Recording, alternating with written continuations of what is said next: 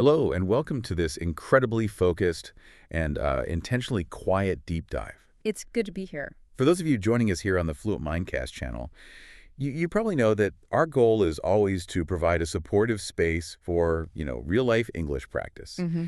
And this particular deep dive is tailored to be both a rigorous guide and a piece of gentle listening practice. It's perfectly suited for those focused, calmer moments we often find during the winter season. Right, when things slow down a little. Exactly. So we are setting a deliberately slow pace today, and that's on purpose. It's designed to be restorative for your listening brain. I like that word restorative.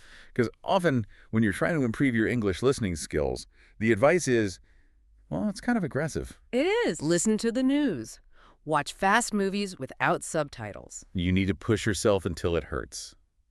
I mean, that mindset treats language learning like a painful, stressful sprint. And it just doesn't work for most people. It leads to burnout. But today, we're going to look at the extensive research we gathered, and it points us in the completely opposite direction. So our core mission is really clear. Okay. We want to gain a deep, confident understanding of why and how slow simple listening training isn't just an option, but maybe the single strongest foundation you can build for real-world fluency. So not a nice to have, but an essential. An essential.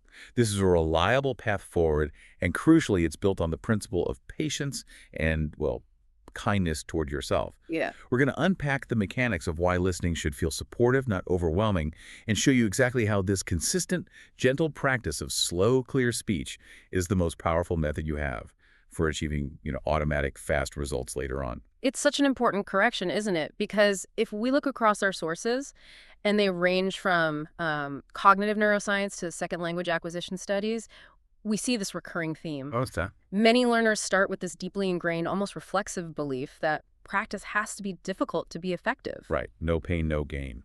Exactly. If it isn't challenging, they assume it must be useless. But the data consistently argues that this is a core misconception.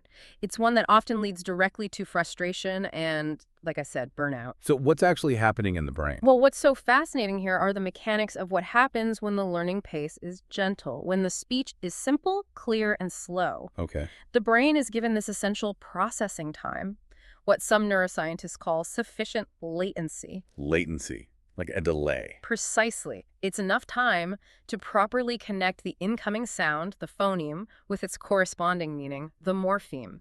This simple act of slowing down, it immediately and inherently reduces the cognitive load. Which means less stress. Exactly. And that reduction in stress is the key ingredient for building long-term sustainable confidence. That calm foundation, supported by gentle, automatic repetition, makes all the difference when you eventually step into the high-speed dynamic environment of a real native conversation. Okay, let's unpack this psychology first, because it feels like the psychological state of the learner is, well, it's arguably more important than the linguistic material itself. I would agree with that. What stands out in our research is the consensus that the primary barrier for almost every learner, regardless of their proficiency level, isn't vocabulary or grammar. It's just anxiety. It's stress. The mental block. The mental block. We've all experienced this phenomenon. You hear a native speaker, maybe the topic changes unexpectedly or the pace just quickens a little bit, and suddenly your mind goes completely blank. Yep, I know that feeling. That feeling is the stress blockade in action. According to the sources, stress acts like a physical barrier. It prioritizes survival over complex cognitive tasks. So it's a fight or flight response, basically. In a way, yes. When the brain detects a perceived threat like being unable to decode rapid foreign speech, the amygdala triggers a response that limits the resources available to the prefrontal cortex. Which is the part of the brain that does the heavy lifting for language. Exactly. It's responsible for higher-level functions like language decoding and comprehension. So you literally cannot access the words, even if they are perfectly stored in your memory. So the benefit of integrating slow, calm speech into your practice is that it completely changes this learning environment. It does. It creates a space that feels safe and non-judgmental. A space where the expectation is clarity and comprehension, not high-speed performance. And in that low-stress state, needing to pause or rewind a recording doesn't feel like a failure anymore. Right. It feels more like a deliberate choice to just deepen your understanding. If we connect this to the bigger picture of sustained language acquisition, we start to realize that stress management isn't a soft skill, it's actually an integral part of the linguistic training itself. How so? Well, if your central nervous system is in a state of high tension, it will consistently deprioritize the nuanced, delicate task of decoding a foreign language. It has bigger things to worry about from its perspective. That makes perfect sense. And this is why we have to challenge that pervasive misconception that we often call the speed myth. Okay, what's the speed myth? It's when learners tell themselves things like, slow English is too easy, it feels unrealistic, or, if I want to succeed in the real world, I need to practice at real speed right now, even if it's painful. I've heard that so many times, I've probably thought that myself. We all have. But this slow, simple material is absolutely not the final goal. It is the essential training tool. It's a purposeful, deliberate, foundational step. Can you give us an analogy for that? Absolutely. Think about an analogy that appears frequently in athletic training literature. Elite athletes, runners, swimmers, gymnasts, they don't spend all their time sprinting at maximum capacity. Right, they injure themselves. Exactly. They spend the overwhelming majority of their training hours performing slow, repetitive, highly accurate movements. They are building muscle memory, perfecting their form, and ensuring efficiency. Language learning works precisely the same way. You have to perfect the form, the auditory mapping, before you can demand speed from the system. That explanation really clarifies why so many learners struggle with this speed myth.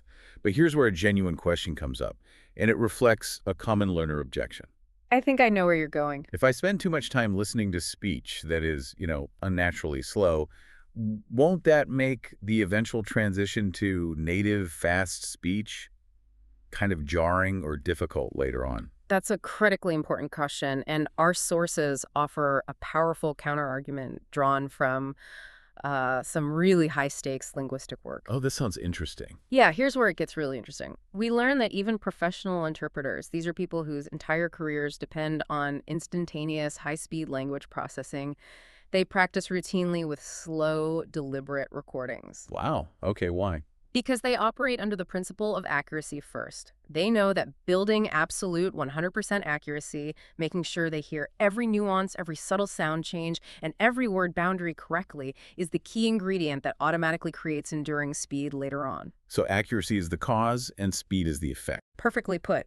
When the brain knows exactly what it is listening for, it can process it instantly, regardless of the speed. If you rush the foundation, the structure will be shaky, and your high-speed performance will be riddled with costly errors. The conclusion is, well, it's pretty inescapable. Trusting this slow, deliberate process is what makes learning both more enjoyable and exponentially more effective in the long run.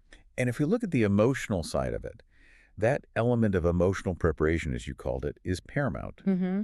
When we train the ear consistently with gentle, slow material, that initial panic response, that stress blockade we talked about, it begins to dissipate. It loses its power over you. Right, so when you encounter someone speaking faster in a real conversation, your brain is already familiar with the fundamental underlying patterns. Mm-hmm. You recognize those patterns, those sounds, those rhythms, even if they're delivered quickly. And that pre-existing familiarity dramatically reduces the fear of not understanding anything, which is usually the trigger for the stress blockade. So slow listening prepares you emotionally, just as much as it prepares you linguistically. Feeling calm is, simply put, a core component of fluency. It really is. Let's integrate a small guided moment right now, just to demonstrate that supportive tone and the exact pace we're discussing. We're in that quiet winter morning space, and we are not focusing on grammar or vocabulary complexity at all. Okay. For this moment, we are focusing only on the sound, the rhythm, and the gentle intonation. I want you to listen carefully to this short phrase, which is common in a quiet winter morning routine. I'll deliver it very slowly. I'm listening. The morning light. It's very soft today. That pace is very deliberate. It is. I invite you, if you're somewhere comfortable and quiet, to pause briefly, close your eyes if you wish, and simply absorb those sounds. Focus on the gentle rise and fall of my voice as it moves through the phrase, the simple rhythmic beats of the words. Just letting the sound wash over you. Exactly. Now, perhaps try repeating that short phrase out loud yourself, matching the gentle pace.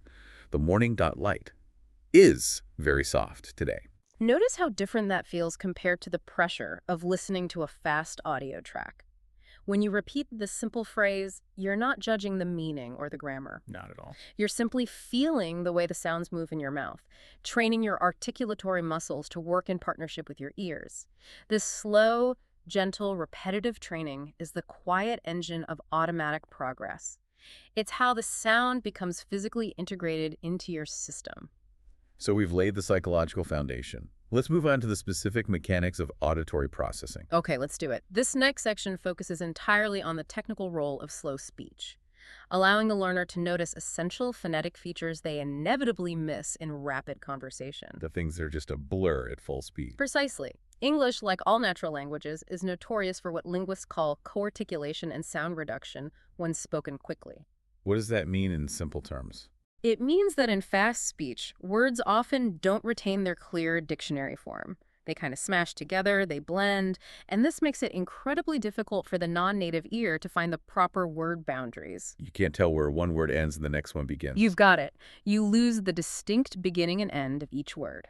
Consider a common phrase like cup of tea. Okay. When spoken quickly, it often sounds like cup of tea. Cup of tea.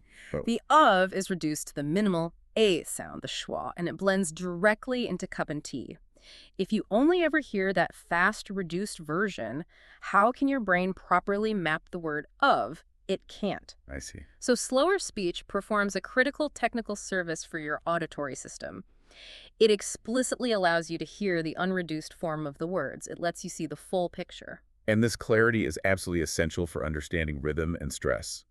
I think many learners focus on the sounds of individual letters, but the true challenge of English is its rhythm. The music of the language. The music of it, exactly. Which words we stress, which words we kind of skip over, and where the natural pulses of the sentence fall.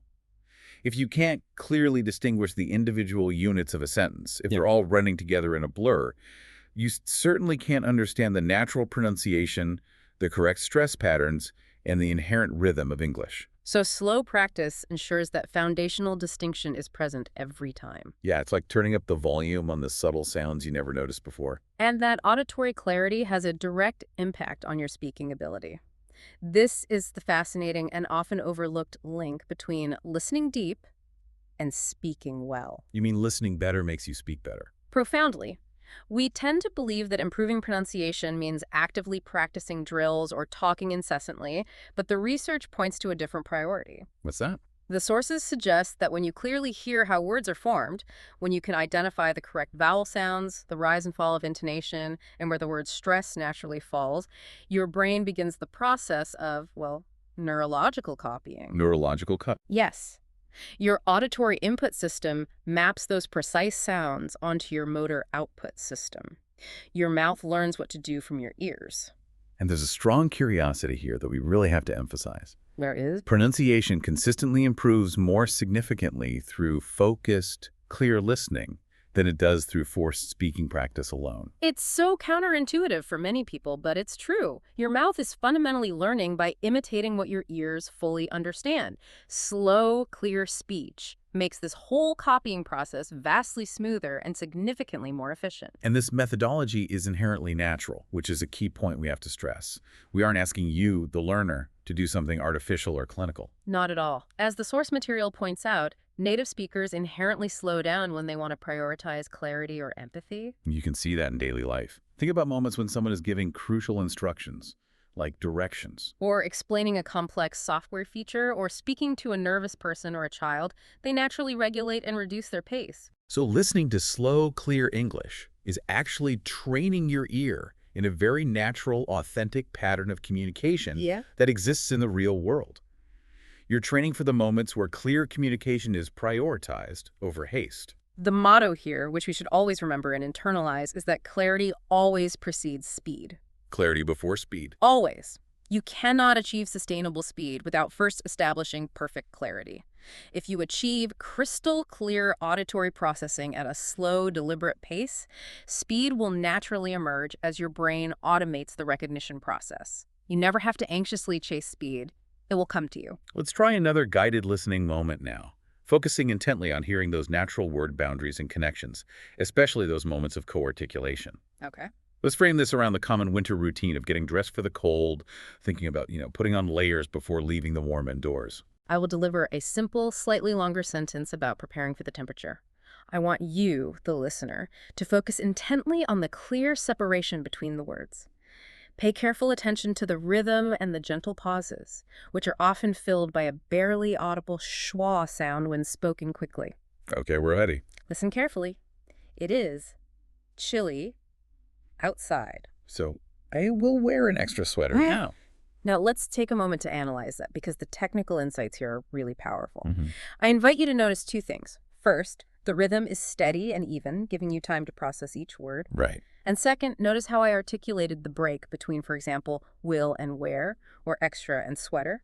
When a native speaker says this quickly, the L in will might blend forward, or extra sweater might feel like one block of sound. Let's focus on the blending of the consonant sound, specifically the T in it. If I were speaking fast, that T might become a light tap or even disappear if the next word started with a consonant. But because we slow it down, it is chilly. You hear the full, distinct T sound. The slow pace is revealing the truth of the phonology. Let's try listening again to the phrase, focusing only on those subtle, gentle gaps and the unreduced sounds. It is chilly outside. So, I will wear an extra sweater now. This simple, gentle exercise trains your ear to recognize those gentle boundaries and full-form sounds. And crucially, when you do hear the sentence later at full native speed, your brain already possesses the original unreduced template. That's the key. It knows where the words are supposed to separate, making it far easier to decode the blended reduced version. This is the fundamental mechanism of why slow practice leads to fast comprehension. So now we're going to make a crucial cognitive jump. We're moving from focusing on individual sounds and word boundaries to focusing on entire sentence structures and overall grammatical patterns. This is the stage where fluency truly begins to take root, right? Moving beyond just decoding sounds to internalizing the rules of the language. Absolutely. When you hear English spoken slowly and clearly, consistently and repetitively, you begin to absorb the natural sentence patterns, the phraseological building blocks, and the grammatical structures of the language without having to consciously analyze them. You're talking about implicit acquisition. Exactly. This is a critical distinction that addresses one of the major flaws in many traditional learning methods. Where's those? Learning a language involves two processes. There's explicit learning, which is the conscious study of grammar rules, like memorizing verb conjugation tables. The stuff you do in a classroom. Right. And then there's implicit acquisition, which is the intuitive, non-conscious internalization of patterns, like a child absorbing language from their environment. Explicit learning is helpful for tests, but implicit acquisition is what drives real-time, automatic fluency. And the slow, clear input helps with that. It's essential for it. When the input is slow and clear, the cognitive load is low, allowing the brain to devote its resources to pattern recognition rather than struggling just to decode the sound stream. So it can see the bigger picture. It can. The brain effortlessly registers that. For instance, in English, we often use modals like could, should, would to express possibility or obligation, and it stores that pattern automatically without you even trying. And what happens next is truly powerful, and it's something I think all learners are looking for. These implicitly acquired patterns start appearing in your own speech effortlessly, Without thinking. without you having to stop, retrieve the grammar rule, and construct the sentence consciously. It becomes automatic. This is fundamentally the process of learning like a child learns their first language, by simply listening again and again to simple, clear, repetitive input. And here's a powerful curiosity we have to emphasize. It's backed by memory science. Tell us. Repetition of simple, high-frequency structures is exponentially more effective for long-term, automatic speaking than straining to comprehend complexity. So hearing a simple sentence 10 times is better than hearing a complex one once. Much better. Simple, high-utility sentences heard repeatedly, maybe hundreds of times in a variety of contexts, become deeply integrated into your motor memory. They become automatic linguistic tools, leading directly to more natural and automatic speaking. This raises an important question about managing learner expectations, especially around complexity. It does. Many learners, driven by that speed myth, spend their valuable practice time trying to decode dense academic texts, high-speed news reports, or specialized content. They believe this difficult material represents the standard of fluency they must meet. But the source material reminds us that every day, real-life English is overwhelmingly simpler than most learners expect. So much simpler. Think about your daily conversations, even in your native language. Yeah. Native speakers repeat phrases, they use the same basic connectors, they pause often, and they overwhelmingly rely on a core set of basic high-frequency structures in their daily interactions. Slow listening practice helps you recognize this approachable reality. It shifts your focus. It does. Instead of straining your mental energy to analyze a complex, rare conditional structure, you start noticing and internalizing those useful, common functional phrases that truly drive daily conversation. Things like, I'm looking forward to, or I need to. Exactly. And this realization is absolutely transformative because it fundamentally changes how you view the entire language.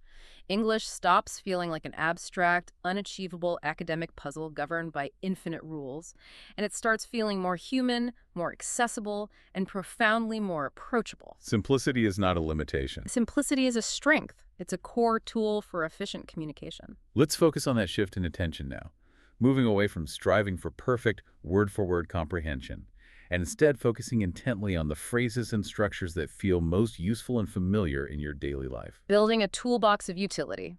Exactly. The phrases that you will actually need tomorrow. We'll use the frames of a simple conversational exchange, maybe discussing commuting troubles or dinner plans, common topics on a winter evening. Listen for the repeated words and the simple structures that communicate large ideas, and remember the slow, deliberate pace. Okay. Listen to this slow, three-part conversational snippet. Imagine this is a partner or family member arriving home. Got it. Hello, are you warm now? Car felt like a iced cube. Yes, I am warm. I just needed a hot drink and a blanket. Now, that's a real human exchange. Yeah. And notice the simplicity. We used only basic nouns and verbs, car, ice cube, drink, blanket. We used the simplest form of the modal verb, need. Yeah. We used a simple state of being question, are you warm? If we pause and analyze the grammar here, we can see the power of implicit learning. The listener's brain is automatically absorbing the common construction. Subject, verb, adjective, I am warm.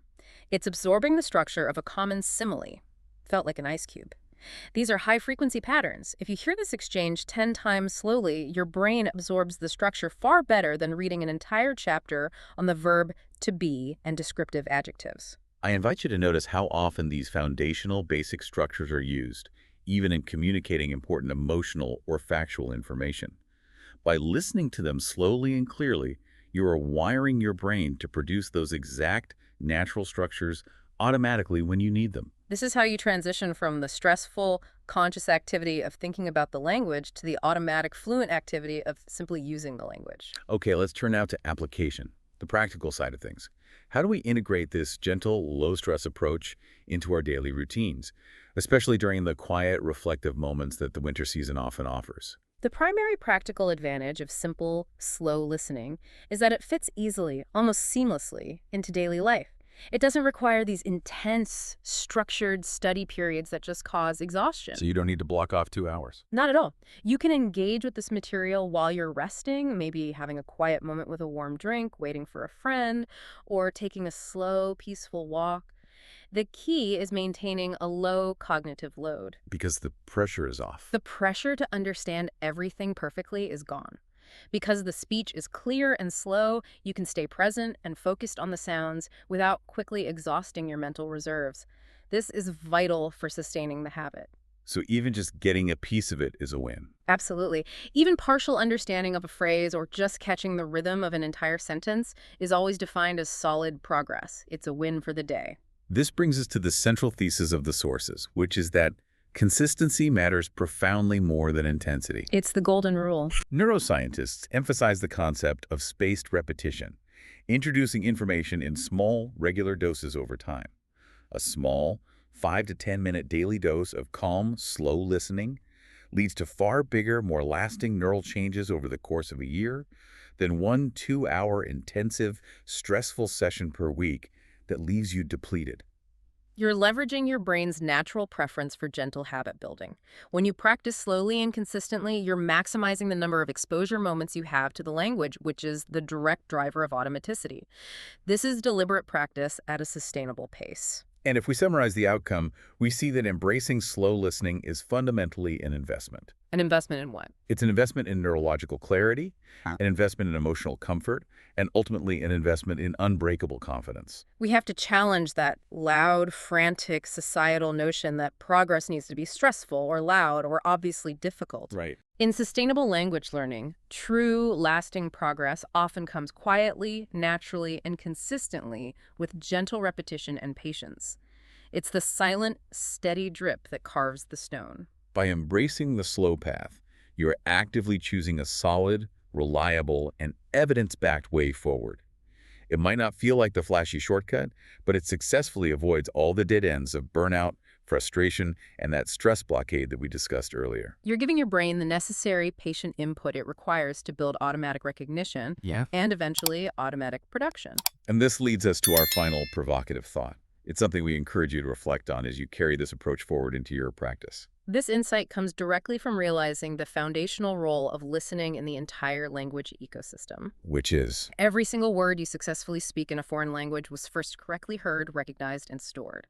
Listening is the absolute foundation of speaking well. it all starts with the ear. Everything. So we encourage you to reflect on this during your quiet moments this week. How much smoother, how much more automatic, and how much clearer could your speaking become if you truly dedicated just 10 minutes every day to only listening? Without needing to respond, without judgment. Just listening to the clearest, simplest, slowest English you can find. Allow the sounds to simply wash over you and do their necessary, quiet, fundamental work. That is the perfect note to end on. Embrace the slow pace, not as a sign of weakness, but as a sign of respect for your own cognitive learning journey. And remember that gentle, consistent practice leads inevitably to real, lasting progress and confidence. Thank you so much for allowing us to share this deep dive with you today. We hope this exploration has given you profound confidence in a calmer, more supportive approach to achieving fluency. Thank you. And remember that you can always find more calm, supportive, and real-life English listening practice, especially designed for focused learning during this quiet winter season, right here on the Fluent Mindcast channel. We wish you peace and clarity in your learning. Farewell.